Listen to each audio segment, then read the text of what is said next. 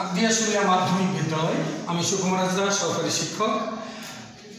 ধন্যবাদ তোমাদের সকলকে। তোমরা সবাই ভালো আছো তো? হ্যাঁ, আমিও ভালো আছি।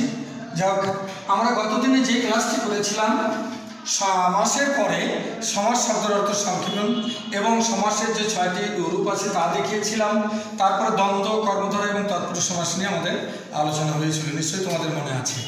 আজকে আমরা যে আলোচনা যাচ্ছি সেটা হচ্ছে বহুব্রীহি সমাস, দ্বিগু সমাস এবং অব্যয়ভাব সমাস। আজকে আসি বহুব্রীহি সমাস। বহুব্রীহি সমাস যে সমাসের সমসমান পদগুলোর কোনটির অর্থ না বুঝিয়ে অন্য যে কোনো পদের অর্থ প্রাধান্য দেবে, এটাই আমরা বলবো বহুব্রীহি সমাস। এই বহুব্রীহি সমাস প্রধানত আমরা ভাগ করে নিই যে এই বহুব্রীহি সমাস কত প্রকার। বহুব্রীহি সমাস আমাদের পাঠ্য বইয়ে আছে 8 প্রকার। এছাড়াও ব্যতিক্রম একটি সমাস আছে। তার মধ্যে দেখো সমানাধিকরণ বহুব্রীহি, ব্যাধিকরণ বহুব্রীহি, ব্যাধি আর বহুব্রীহি, নং বহুব্রীহি, মধ্য পদলোপী বহুব্রীহি, প্রত্যন্ত বহুব্রীহি, অলুক বহুব্রীহি এবং নিপাত নিষিদ্ধ বহুব্রীহি। এইগুলা বাড়িতে যে তোমরা পাঠ্য বই থেকে উদাহরণ ফলো করবে, যেটাকে শেখানো উচিত বলে মনে করি, এই নিপাত নিষিদ্ধ এটাকে নিয়ে আমি আলোচনা করছি। তাহলে আমরা আজকে শিখব যে নিপাতনে সিদ্ধ সমাস। এই নিপাতনে সিদ্ধ সমাসটা কি? নিপাতন শব্দের অর্থ হচ্ছে যার কোনো নিয়ম নীতিমালা নেই। যার কোনো নিয়ম নীতিমালা নেই মানে যখন আমরা ব্যাসবাক্য করব, আমরা সেই ব্যাসবাক্যের অর্থের সাথে আমাদের মূল যে পদটি তার কোনো মিল থাকতেও পারে, নাও পারে। যেমন আমরা বলবো দ্বীপ, দুই দিকে অব যা। এই দ্বীপ কথাটাকে আমরা যদি ব্যাসবাক্য করি তাহলে বলবো যে এটা দুই দিকে অব যা। তাহলে এখানে বলা যায় যে দুই দিকে অব যা। এই অব শব্দটা অনেক সময় তোমরা নিশ্চয়ই জানো না। অব মানে হচ্ছে জল। আর একটা উদাহরণ ভালো করি যে পণ্ডিত মূর্খ। পণ্ডিত মূর্খ। আর একটা বলি পণ্ডিত মূর্খর পরে নরপশু। এই দুইটাকে যদি ব্যাসবাক্য করি, পণ্ডিত হয়েও যে মূর্খ। এই পণ্ডিত হয়েও যে মূর্খ, তাহলে পণ্ডিত যাকে বলছে তাকে তো মূর্খ বলা যায় না। সেহেতু ব্যাসবাক্য যাই বলি না কেন, প্রকৃতপক্ষে এটি হচ্ছে পণ্ডিত মূর্খ। পণ্ডিত হয়েও যে মূর্খ। কখনো কখনো পণ্ডিত ব্যক্তি যদি কখনো সামান্য একটা কাজকে ভুলভাবে মেনে নেয় বা ঘটে যায়, তাহলে সেখানে তিনি মূর্খ। আসলে তিনি মূর্খ নন। তাহলে পণ্ডিত হয়েও যে মূর্খ, তাহলে পণ্ডিত মূর্খ ব্যাসবাক্য। নরপশু, নর আকারের পশু। নর শব্দের অর্থ তুমি বলো তো? খুব ভালো বলেছো। নর মানে হচ্ছে মানুষ বা পুংলিঙ্গ অর্থে নর, আর স্ত্রীলিঙ্গ অর্থে নারী। নর পশু, নরপশু। তাহলে নরপশু হচ্ছে কি? নর আকারের যে পশু, নরপশু। তাহলে নিশ্চয়ই তোমরা বুঝতে পেরেছো যে যতগুলো বহুব্রীহি সমাস আছে তার মধ্যে একটি ব্যতিক্রমধর্মী বহুব্রীহি সমাস হচ্ছে নিপাতনে সিদ্ধ বহুব্রীহি সমাস। এবার আসি আমরা পরবর্তী একটা সমাসে, সেটার নাম হচ্ছে দ্বিগু সমাস।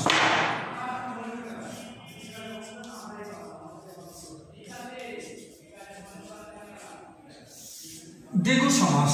দ্বিগু সমাস হচ্ছে সমাহার আদি শব্দ পূর্বে বসে যে সমাস হবে সেটা হচ্ছে দ্বিগু সমাস। আমরা যদি বলি যে নবরত্ন, নবরত্ন, একটু লিখি নবরত্ন।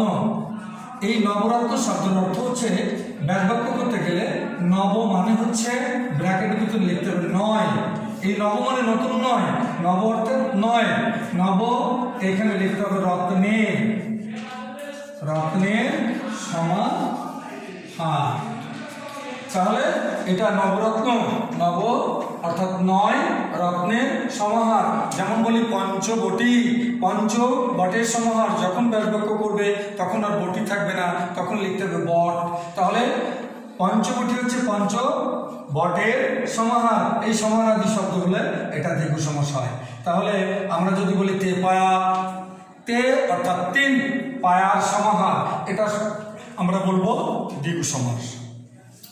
পরেরটায় আসি শেষ সমাসটির নাম হচ্ছে আমাদের অব্যয়ীভাব সমাস। অব্যয়ীভাব সমাস।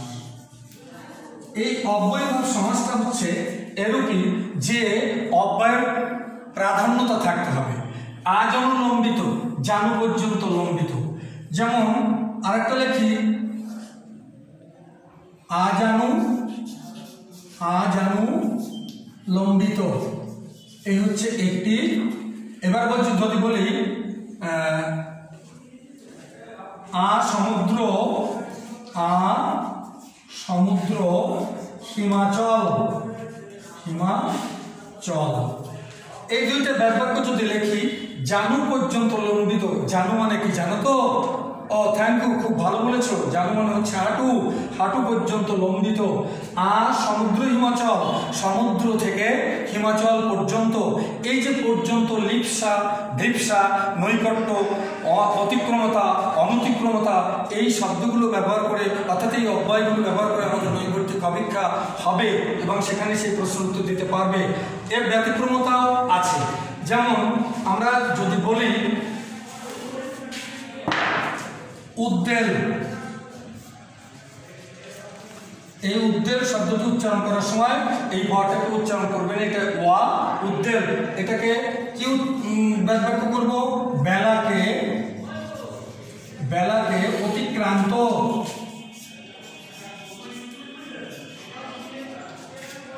পরে আরেকটা লিখি, ঈষৎ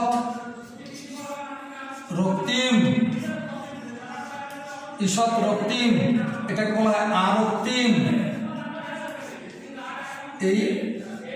এই যে দুটি উদাহরণ লিখলাম, উদ্বেল, বেলাকে অতিক্রান্ত, ঈষৎ রক্তিম, আরক্তিম, এই দুইটা জিনিস হচ্ছে অব্যয়ভাব সমাসের সবচেয়ে ব্যতিক্রমধর্মী জিনিস। যে জিনিসগুলোকে, এই ঈষৎ শব্দের অর্থ হচ্ছে সামান্য রক্তিমাকা, রক্তের মতো, আর এর জন্য নাম হচ্ছে ঈষৎ রক্তিম, সমান লিখেছি আরক্তিম। আমরা এর ভিতরে সমাসের সব কয়টাই আলোচনা করেছি, কিন্তু দুইটা সমাসের নাম লিখছি এখানে। একটা হচ্ছে প্রাদি সমাস, এটা হচ্ছে প্রাদি সমাস, আর একটা হচ্ছে নিত্য সমাস। একটা হচ্ছে নিত্য সমাস। এরা কারোরই ধার ধারে না। 6টি সমাস আছে, তার মধ্যে কারোরই ধার ধরে না। এই প্রাদি সমাসটা এবং নিত্য সমাসটা বুঝতে হবে। প্রাদি সমাসটা কিরকম উদাহরণ? যেমন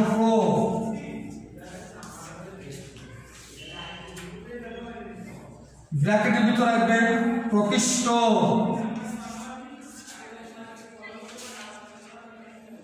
রূপে, ভাগ, প্রভাব। দ্বিতীয়টা এরকম যদি লিখি যে নিত্য সমাস, এইগুলো হচ্ছে আমরা। যেমন আমরা, নিত্য সমাসে আমরা, এখানে লিখতে হবে ব্যাপককে তুমি, আমি এবং সে। এটা হচ্ছে নিত্য সমাস, আমরা। তাহলে আমাদের বলা যায় যে 6টি সমাস এবং তার শ্রেণীবিভাগ সম্পর্কে নিশ্চয়ই তোমরা সবাই বুঝেছ। এবং আরেকটা কথা থাকবে যে তোমরা এই জিনিসগুলো বুঝেছো যখন, তাহলে আমি কিছুটা কাজ দিচ্ছি, তোমরা নিজেরা একটু করো। বেহে, খাতা কলম ধরবে এবং এটা ব্যাসবাক্য সহ সমাস নির্ণয় করবে। লেখো নদী মাতৃক সহ দর।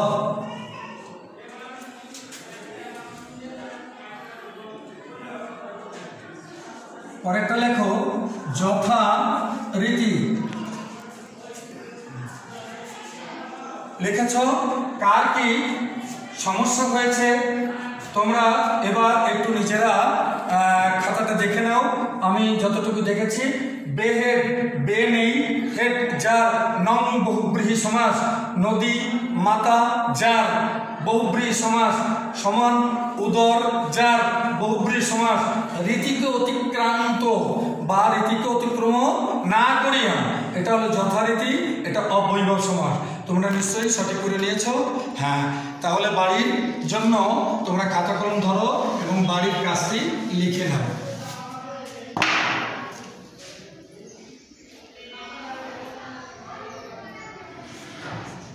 সমাস প্রধানত কত প্রকার ও কি কি?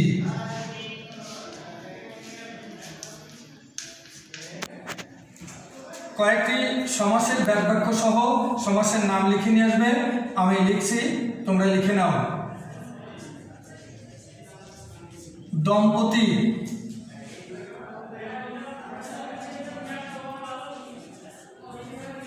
প্রেমোডোর,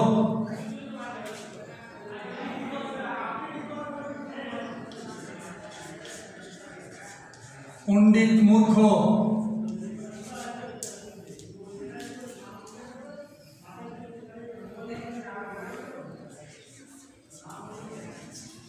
জলদ, পঙ্কজ। তাহলে দুইটি প্রশ্ন বাড়ির জন্য থাকলো। তোমরা এই জিনিসগুলোকে